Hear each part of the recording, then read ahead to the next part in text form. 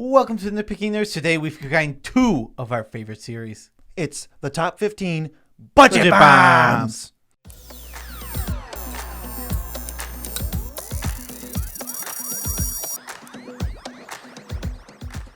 I'm your host, Joe Cherries. I'm your host, Beezy, and that makes us the Nitpicking Nerds, bringing you daily content. This is day number, I believe, 95 of daily content. So subscribe to the channel, keep up with it. Go to the Patreon to support us with actual dollars. And if you want to buy cards you were going to buy anyway, go to the link, which will take you to TCG Player. And if you use the link in our description, that way TCG Player knows that we sent you and we get a kickback on the order. Okay, so hopping into the video, today we're doing the top 15 budget bombs. If you don't know what a budget bomb is, it's a card that is $1 or less. So this means you can get any one of the cards we're about to list for $1 on TCG Player. Yes, and we've never organized them into what are the actual best cards, the ones that we think are the most worth picking up for $1 or less, just the strongest effects you can get.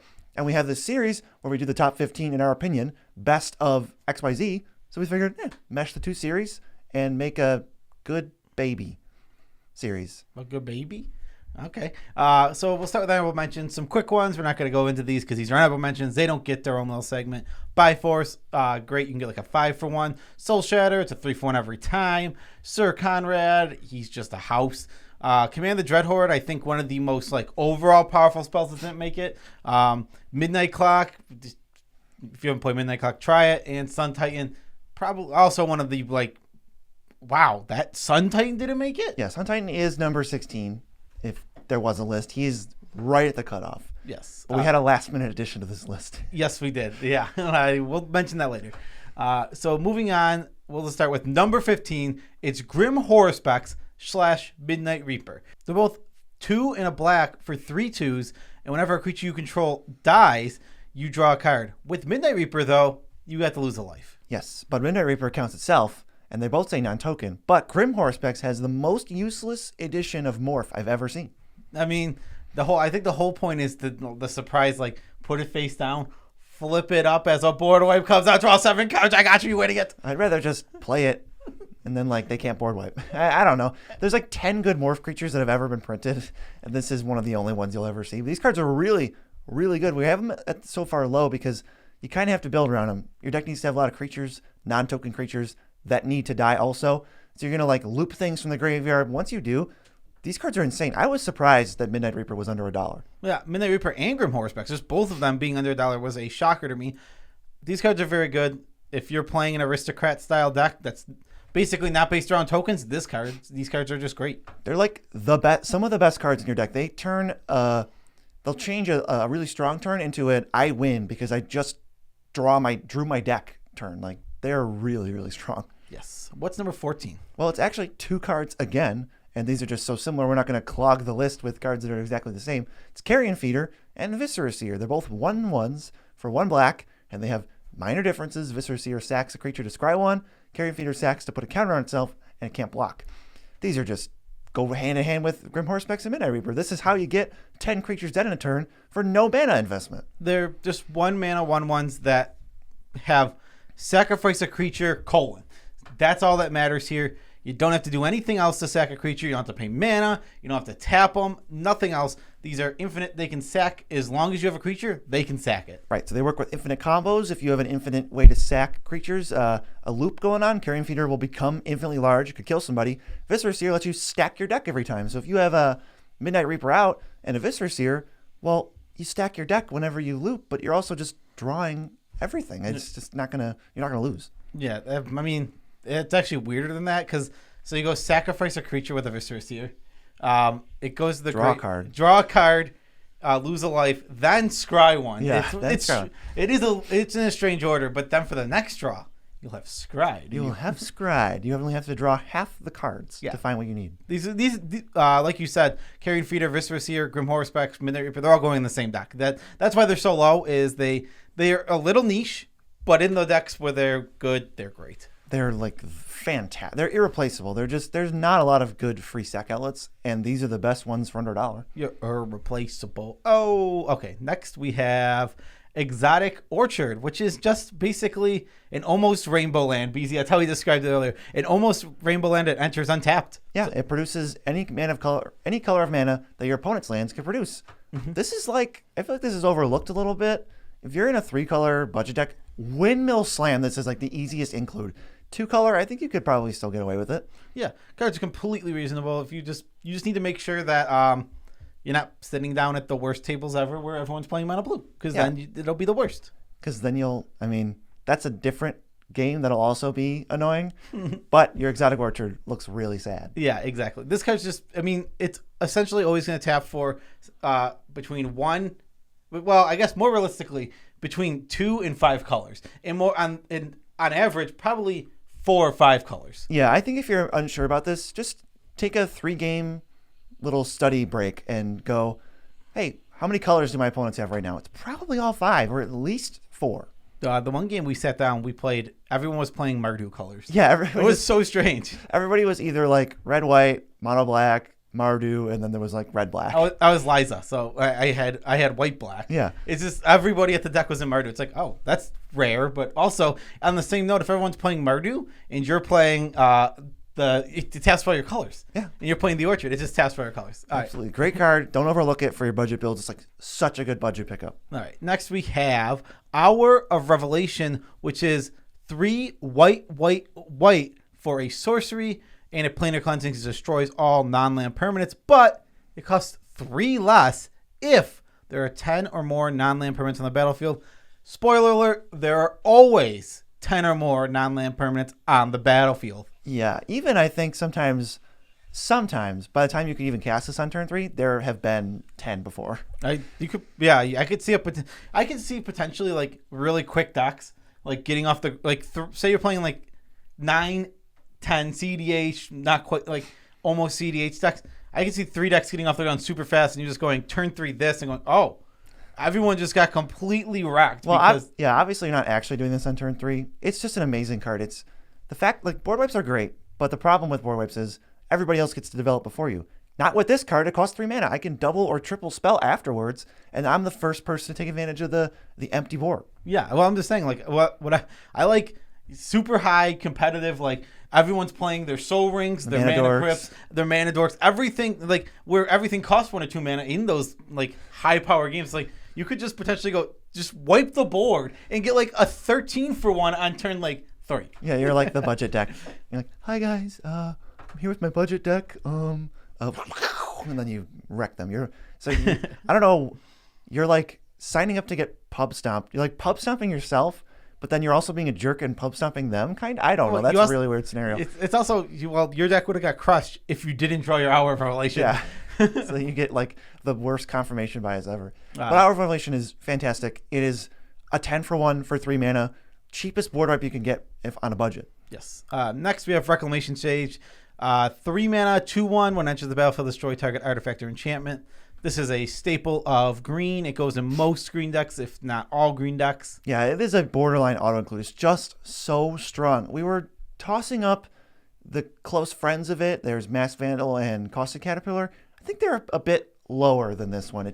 This always does the thing when it enters. If you have any creature synergies, you're just rocking and rolling this thing. You'll do it over and over. Yeah, 3 mana, enters the battlefield, destroy whatever artifact or enchantment you need. You're left with the body in play, which you can use. You can, again, all of the synergies. There's the Skull Clamps. There's the draw when a creature enters. There's Visceras here, Midnight Reaper. There's a ton of ways to use this Reclamation Stage after it comes out. And that's what makes these creatures with the ETB so good compared to like an instant or sorcery we talk about all the time. The synergies. The 10,000 page Word document of why Wood Elves is better than Cultivate. Yes, but I don't know. We can't talk much more about Reclamation Stage. So it's a 1-for-1. Well, it's more than 1-for-1. It's a 2-for-1 because it leaves a creature behind. Right, and there's potential for more than a 2-for-1. Yes. So next is probably just like one of our favorite board wipes on the whole channel.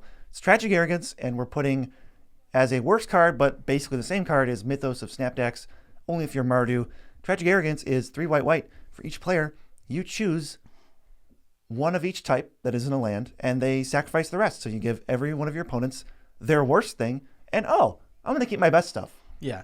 Sometimes this card has the downside of like sometimes an opponent has like an underdeveloped board and you have to let them keep something good, but the upside outweighs that by a mile. Yeah. Sometimes you have to deal with the bad that comes with it.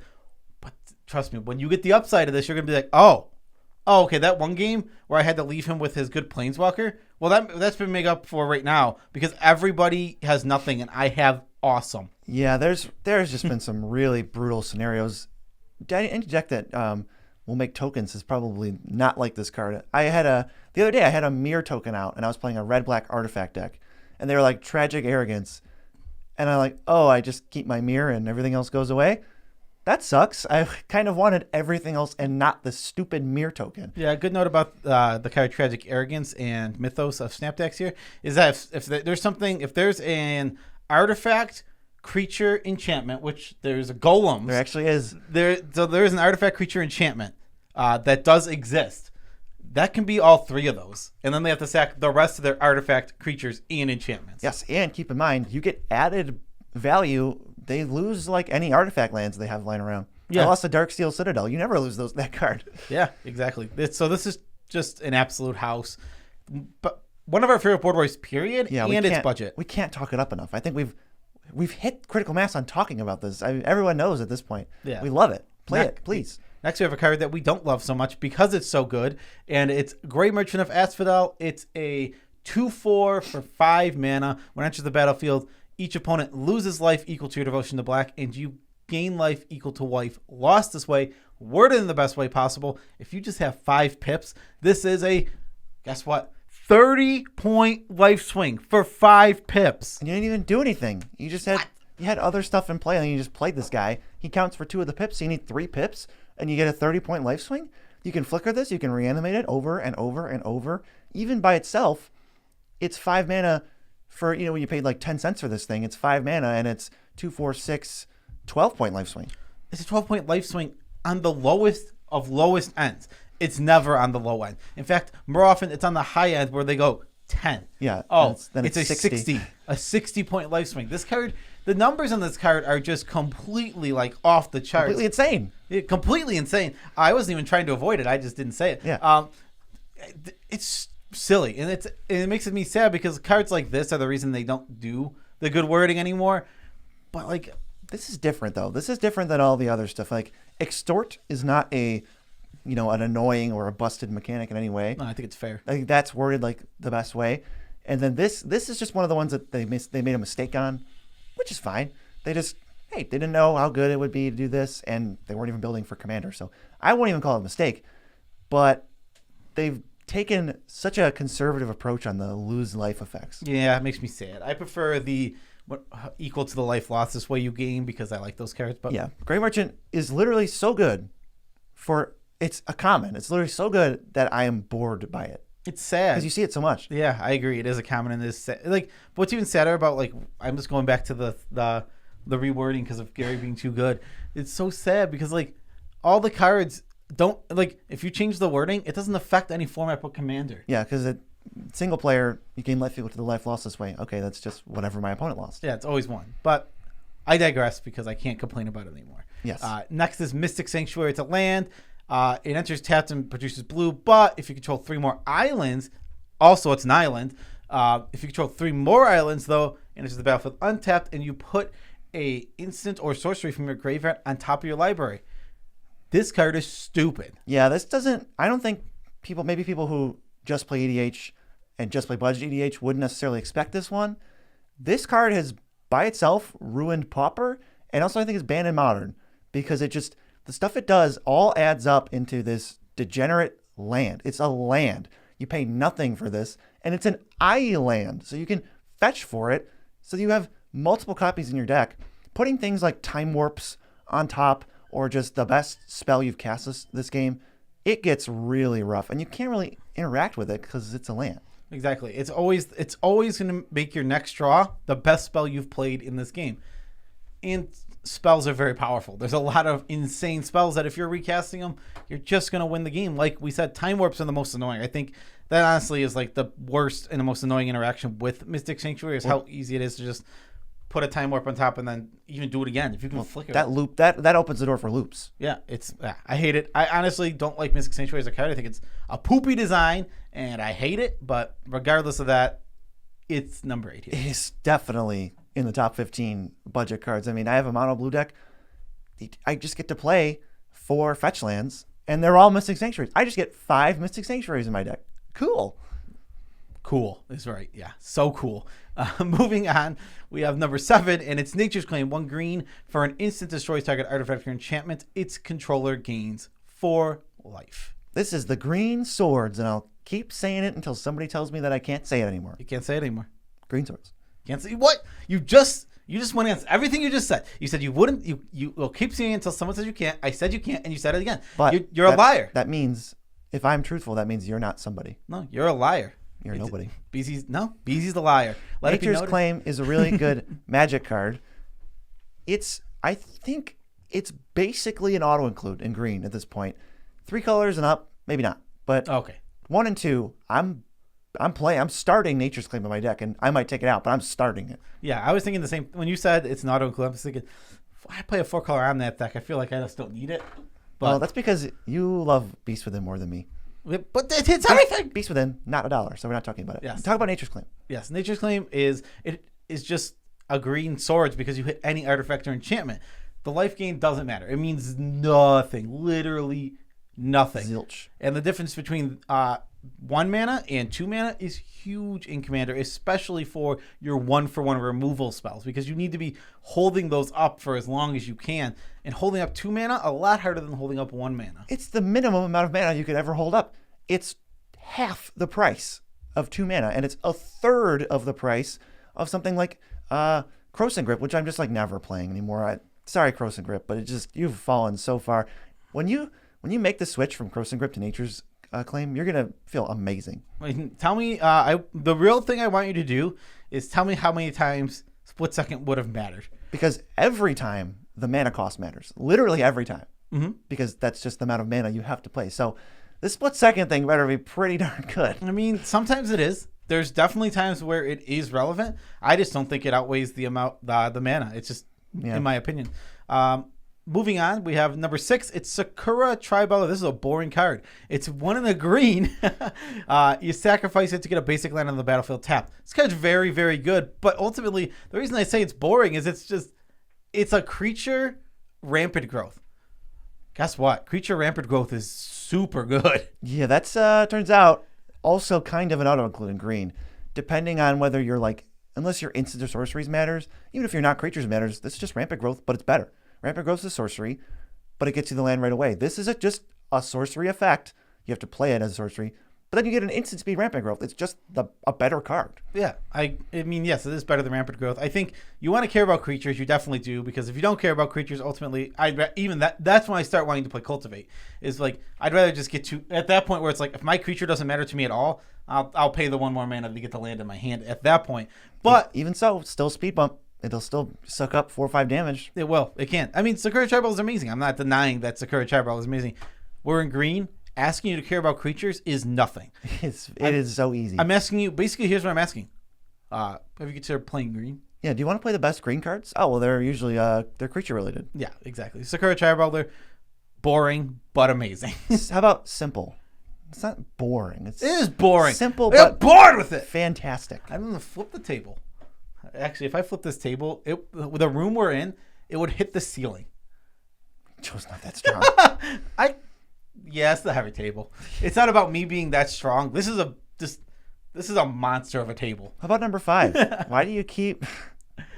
Because shut up.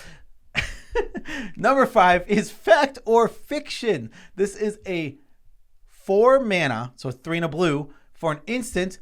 Reveal the top 5 cards of your library. An opponent puts them into 2 piles. You pick a pile to put in your hand. The other ones go in your graveyard. Oh, the graveyard? Well, that's the best spot for them, actually. Yeah, I don't want them on the bottom. I want them where I can use them again. Thank you very much.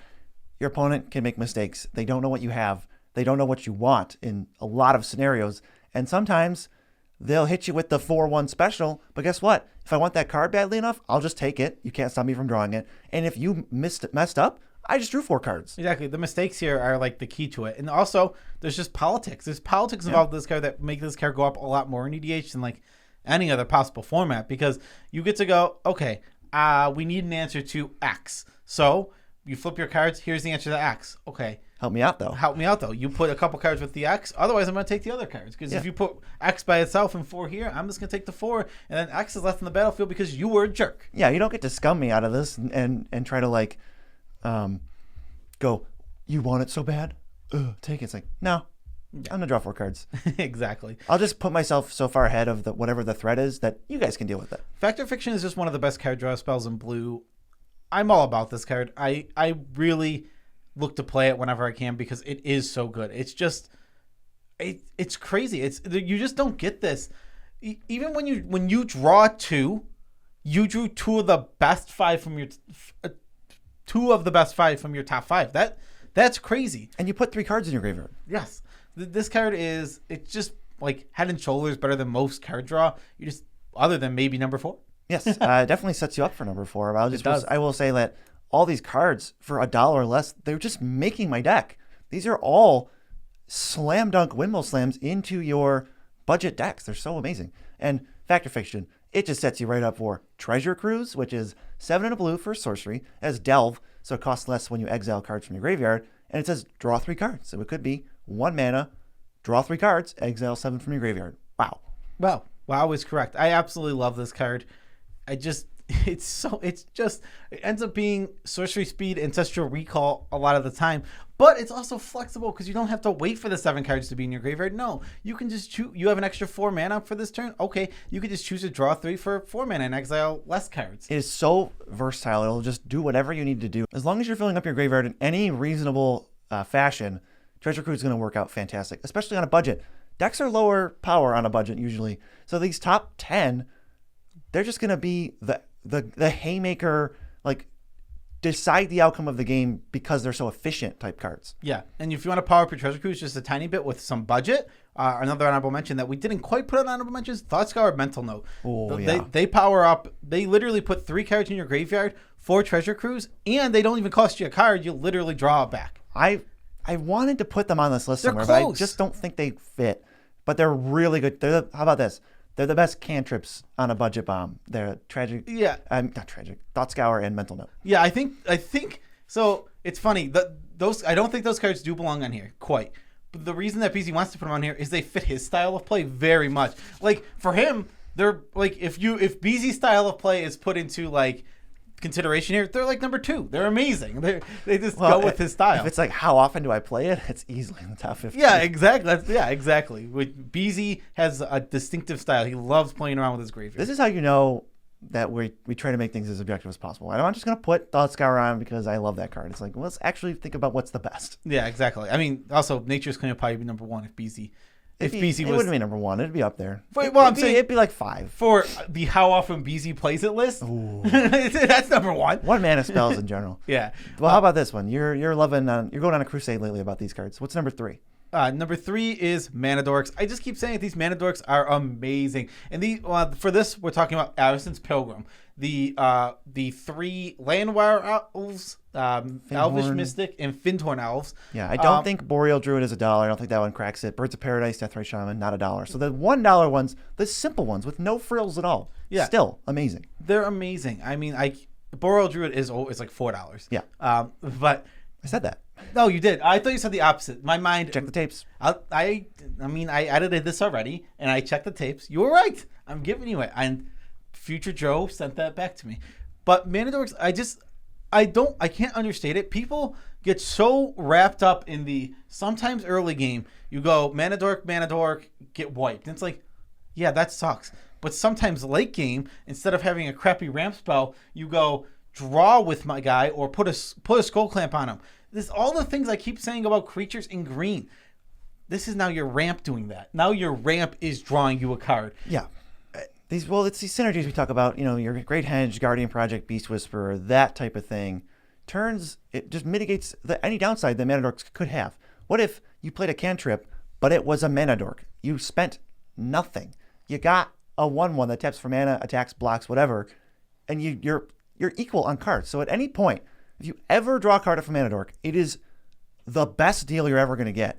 And at any point early, you're ramping on from turn 1 to 3. That could be huge, especially if your commander's 3 or 4 mana. Mm-hmm. You're just ramping ahead of people. It's like you have extra mini Soul Rings in your deck, and people are way too down on, because sometimes there's a board wipe and I didn't get my card back, but you got your mana back. Sometimes there's no way you can't get your mana back. As soon as they tap once, got your mana back. Yeah, I mean, it happens. Every card has its downside. Every card, like, that's just how it works. The downside of, so if you're focused on like playing more cultivates and stuff, the downside is you don't get the synergy of potentially drawing at late game and getting something out of it. And it's slower.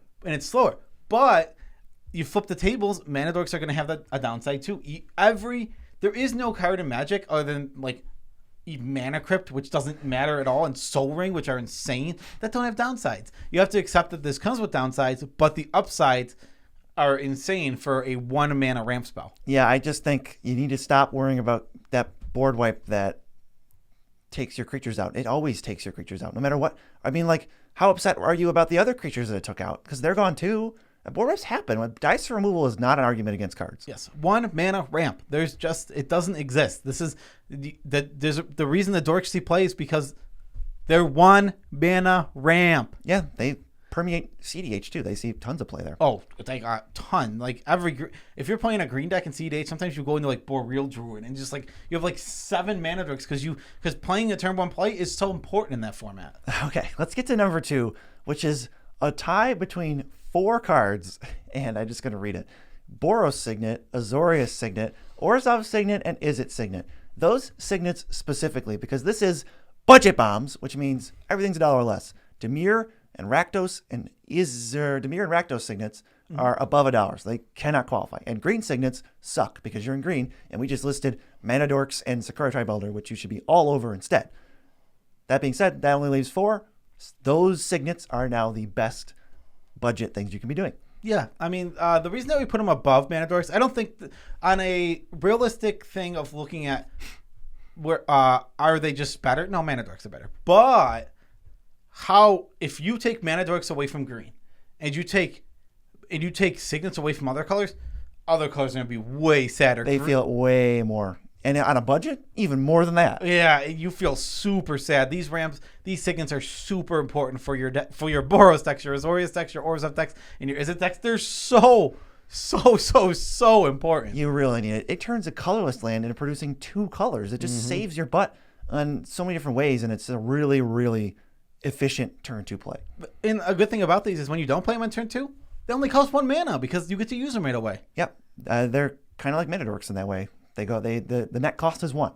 Yeah, the net cost is only going to be 1 on turns where you can use it. Sometimes you can't use it. That's like turn 2. The awkward thing about Signets is that the turn 2 Signet is always weird. Feels a little awkward. It's like, all right, well, I have to tap out to play my Signet, so now I'm going to land up into it. But if you've ever played a Signet late game, you're like, oh, well, I have 1 extra mana anyway this turn. Might as well play my Signet out first. And they help make your mana perfect, too. Yeah. You're never going to have mana troubles. There's only 1 card left. Yeah. The best budget card. The best budget card in all of Commander, that was also the last card we added to the list. Here's what happened. Well, I guess I'll tell you the card. Yeah. It's Command Tower. It taps for any colors in your commander's color identity. Comes in untapped. The best land in every single one of your decks. Kind of. Color-wise. But so here's what happened. We were going through this whole list. We spent hours yesterday like scrolling through EDHREC looking for cards. Well, I was scrolling through our own videos to see what we've said, and then he was going through like EDHREC. I was going through EDHREC. I mean, I was just looking everywhere to see like where are the budget cards? What is under $1? And it's just so hard to find. Like I had to have looked at like 1,500 different cards. It's like, is this $1? No. Is this $1? No. But Command Tower, we just missed it. It didn't show up on any of the things that we were doing. But today we're talking about Exotic Orchard, and you said something about it being... I was like, it's the budget Command Tower. And then at the same time, we were like, oh, wait. He's like, it's budget Command Tower. I'm like, wait, Command Tower is budget Command Tower. So then, that's a story of how Command Tower is now number 1. At least we didn't miss it like that other card in our enchantments list. I really like that. I love the This is budget command tower. Wait, no, command tower. Command tower is just budget. We're duh. So yeah, this land is one of the best things you could ever do. good. I don't even think we need to spend too much time on it. I agree. It's just so obvious. Everyone is on board with this. Nobody's not If you're playing it. 2-color or more, it is literally an auto include. Like literally, no matter what you are doing, 2 or more colors, you play this card. This is exactly. There aren't decks that aren't playing this. Period. No. There is not a deck in the history of EDH that I have seen or has been presented to me in any way where someone can go, I don't think Command Tower belongs in this deck. Is it possible? Yeah, possibly. If there's some 5-color landfall commander, I could see it. Yeah, or like 3-color islands matter. Yeah, exactly. So there are decks where this might not belong. I've not seen it. No, it doesn't exist in a realistic sense. Command Tower is fantastic. People take it for granted. We took it for granted. We made this whole list and we didn't even find it. It's literally like the most played card in the whole format. Exactly. And we didn't know about it. So like, just make sure you have your Command Towers. You probably have them, but we wanted you to know it is literally the best budget card. It is the best budget card in all of Commander. Number 1, best budget bomb. Budget bomb. Easy was not ready. Sorry. I like loaded up even. I was like, I don't know what he's doing. yeah, he doesn't know what I'm doing. But that's the end of our video. Special shout outs to all of our patrons. We love you all as much as we can without making you uncomfortable. You guys are awesome. You support the channel and you're letting us do this full time. Thank you. Yes, I think I have like between 1 and 3 shifts left, and then I'm done with my job ski onto this real job ski. And it's just crazy to think about. Like, I remember being super. And this can be a tidbit. Check out the link in the description. TCG Player. Buy the cards you were going to buy anyway. Then we get a kickback on the order. Great way to support the channel. TCG Player. Yes, I was thinking. I remember a very distinct memory that I don't think I've shared on here, but I've shared with you. I was working a couple years ago, and I saw, whoa, we have 600 subscribers. That's like 600 people want to watch my content, and it's like, literally there's thousands of times more than that. Yeah, I guess that's a good tidbit to talk about because I there's so many of those memories. There's a million different things where it's like you always do it. As you grow, every step feels great because it's like you have X amount of subscribers. This many people want to watch me. It's like it's insane that 27,000 people, separate accounts. Not people. Separate accounts have gone, I like this channel enough that I want to be alerted when they make content. That is super cool. And we it is an amazing feeling. We love making content. It's so great. Sometimes we struggle. Yesterday was like one of those days where it's like we're grinding for an idea and it's like, what are we doing? Well, the thing is we thought of like, I think we literally came up with 4 videos yesterday, but none of them were what we wanted to do today. And then we got this one, and we're like, oh, yes. Oh, I came up with Friday's video, too. You came up with a bunch of ideas, but none of them were what we wanted to do today. We always today. do that. We always just keep, no. Well, what about this one? No. No, save it for later. Yeah. It's not what we want to do on a Wednesday. Wednesdays, BZ usually wants it to be educational day. Informative, educational, whatever word you want to use. And this wasn't even really that. It turned out not to be that because we couldn't think of a good super informative video. We're not going to limp to the barn with a stupid idea. We're always going to make sure we have something solid. I definitely owe that to the 27K people who want to hang out with us. Mm-hmm. I agree. Yep. But that's our video. Anything else you want to say? Nope. All right. Peace out, Trap Scout.